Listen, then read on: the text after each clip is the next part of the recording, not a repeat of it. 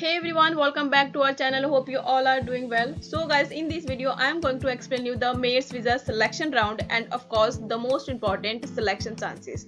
As of now आप में से बहुत से लोग इस बारे में सोच रहे हैं कि आपके जो सिलेक्शन है उसके कितने चांसेस हैं, बट उससे पहले हम थोड़ा सा इस बारे में देखते हैं, फिर हम इसको डिटेल में डिस्कस करेंगे कि किस हिसाब से चांसेस रहने वाले हैं इस साल और आपको इस वीजा का वेट करना चाहिए या नहीं करना चाहिए. So as we all know कि जो MERS वीजा का बैलॉट रजिस्ट्रेशन है is already open now and it started on 1st of November and will close on 14th of December evening 6:29 p.m. So I hope all you eligible guys have applied or are planning to apply soon. But I'm still repeating, please check your eligibility first before doing ballot registration. So अगर थोड़ा सा हम previous year की बात करें तो previous year में जो MERS वीजा है उसकी ballot registration 9th of December से स्टार्ट होकर 7th of January तक रही थी और 8th of January को इसका फर्स्ट सिलेक्शन आया था और जो इसका सेकंड सिलेक्शन आया था वो 13th of February को आया था. तो ओनली 2 सिलेक्शंस राउंड ही हुए थे लास्ट टाइम जिसमें उन्होंने 3000 सीट्स को फुल कर लिया था. याद रखना आपने जो डिपेंडेंट्स है वो इसमें इंक्लूड नहीं होता है. अगर एक एप्लीकेंट के साथ उसका डिपेंडेंट उसका बेबी जा रहा है तो वो एक ही वीजा हुआ, वो डिपेंडेंट वीजा होता है, that is different scenario, but वो 3000 के अंदर वो कैलकुलेट नहीं होता है. सो अगर हम इसका देखें जो सिलेक्शन है वो किस हिसाब से काम करता है तो उसके बारे में आपको मैं बता दूं. ये कम्प्लीटली रैंडम सिलेक्शन होता है जो कि डिपार्टमेंट ऑफ होम अफेयर्स की तरफ से होता है, इलेक्ट्रॉनिकली होता है. इसमें ऐसा नहीं है कि आपने फर्स्ट कम फर्स्ट सर्विस वाला कोई सीन नहीं है कि मैंने 1st of November को अपने बैलॉट के लिए अप्लाई किया था तो मेरा सिलेक्ट होगा और अगर मैं 14th of December को इसके लिए अप्लाई करूंगा तो नहीं होगा. ऐसा कुछ नहीं, कंप्लीटली ये रैंडम बेसिस है.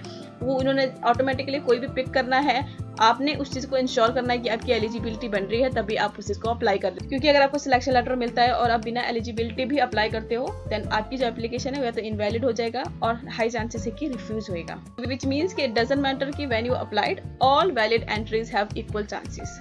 डुप्लीकेट और फेक एंट्रीज जो है वो ऑटोमेटिकली डिस्क्वालीफाइड हो जाएंगे. इसके अलावा जो इसका सिलेक्शन ईमेल है आपने अपना 15th of December को चेक करना है. ईमेल में भी आता है, समटाइम्स स्पैम फोल्डर में चला जाता है, आपने वो भी चेक करना है और आपने ईमेल अकाउंट भी जरूर लॉगिन करके देखना है क्योंकि वहां पर भी आपको लिखा हुआ आएगा दैट यू आर सिलेक्टेड. आपका जो अभी रिसीव्ड करके स्टेटस आ रहा है वहां पर सिलेक्टेड आएगा और जब आप उसको ओपन करके देखोगे उसके मैसेज सेक्शन में आपको सिलेक्शन लेटर मिल जाएगा. नेक्स्ट जो टॉपिक है हमारा दैट इज सिलेक्शन चांसेस, हम उस बारे में डिस्कस करते हैं. जो सिलेक्शन चांसेस है वो इस ईयर के हिसाब से रहने वाले हैं जो कि बहुत इंपॉर्टेंट क्वेश्चन है एज ऑफ नाउ आप में से बहुत से लोगों के माइंड में. अब आप एलिजिबल भी हो, आपने बैलॉट रजिस्ट्रेशन के लिए अप्लाई भी कर लिया या फिर अप्लाई करने वाले हो, बट आपके माइंड में जो सवाल चल रहा है वो ये है कि हम अप्लाई तो कर रहे हैं, क्या हमें सिलेक्शन लेटर मिलेगा कि नहीं मिलेगा, क्या हम इस वीजा में जा पाएंगे कि नहीं जा पाएंगे. तो इस वीजा में क्लैरिटी के लिए हम थोड़ा सा पिछले साल का ओवरव्यू देखते हैं.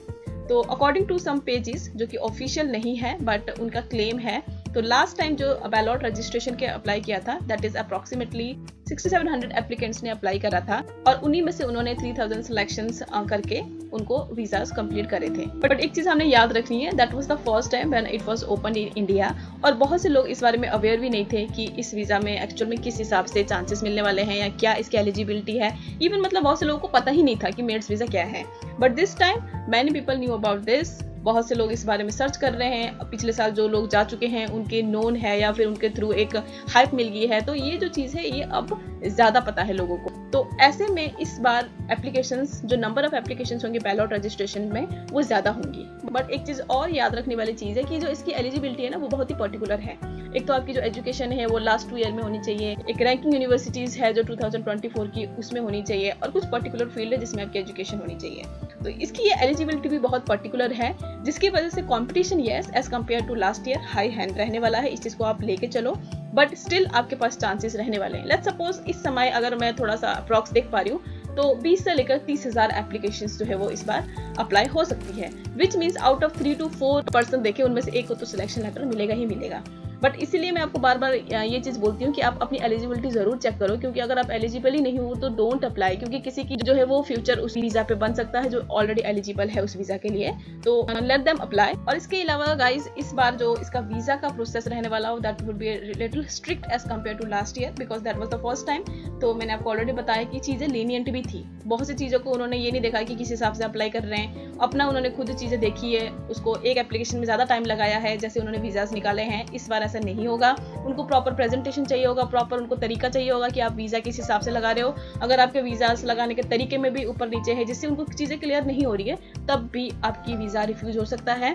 तो मेक श्योर कि आप अपना जो वीजा है वो अच्छी तरीके से लगाए क्योंकि अगर आपको एक सिलेक्शन लेटर मिल रहा है तो ये गोल्डन अपॉर्चुनिटी है, 2 साल का वीजा मिलेगा जिसमें आप स्टडी भी कर सकते हो और वर्क भी कर सकते हो। कुछ लिमिटेशंस है इसकी, but still you can do both study और वर्क, और साथ में आप बिना कुछ करे भी वहां पर रह सकते हो, वो भी 2 ईयर्स के लिए। पीआर का चांसेस ऑफ कोर्स की बात है इसके बाद है ही, वो डिपेंड करता है कि आप कौन से एरिया में हो और किस हिसाब के आप जॉब कर रहे हो, बट स्टिल ये वीजा आपको एक life changing golden opportunity visa है। तो अगर आपको इस वीजा में सिलेक्शन लेटर मिलती है तो बहुत बड़ी बात है, ये आपने फाइल अच्छे से अप्लाई करनी है। बाकी इसके अलावा इसकी जो एग्जैक्ट सिलेक्शन के बाद किस हिसाब से प्रोसेस रहने वाला है, कैसे डॉक्यूमेंट्स अपने रेडी करनी है, उस बारे में हम धीरे धीरे डिस्कस करेंगे, क्योंकि यस इसमें बहुत सी चीजें ऐसी हैं जो हमें डिस्कस करनी है डिटेल में। हम सारी वीडियोस इस चैनल पे लेके आएंगे। आप प्लीज चैनल को सब्सक्राइब करना ना भूलें, क्योंकि अगर आप सब्सक्राइब नहीं करोगे आप तक वीडियोस नहीं पहुंचेगी, फिर आप डिले हो जाओगे इन चीज़ों के लिए, कहीं फंस जाओगे। बाद में बच्चे आ जाते हैं कि मैम मैं फंस गया यहाँ पर, ये चीज़ें हो गई, मैं क्या करूँ अब, तो वो नहीं करनी है। कुछ भी आपको कंफ्यूजन होता है, इवन आपको वीज़ा अप्लाई करना है, आप हमें कांटेक्ट कर सकते हो। कुछ भी अगर आपको क्वेश्चंस होते हैं, दिक्कत होती है, आप हमें कांटेक्ट कर सकते हैं इंस्टाग्राम के थ्रू, या फिर आप हमें कमेंट सेक्शन में भी लिख सकते हैं।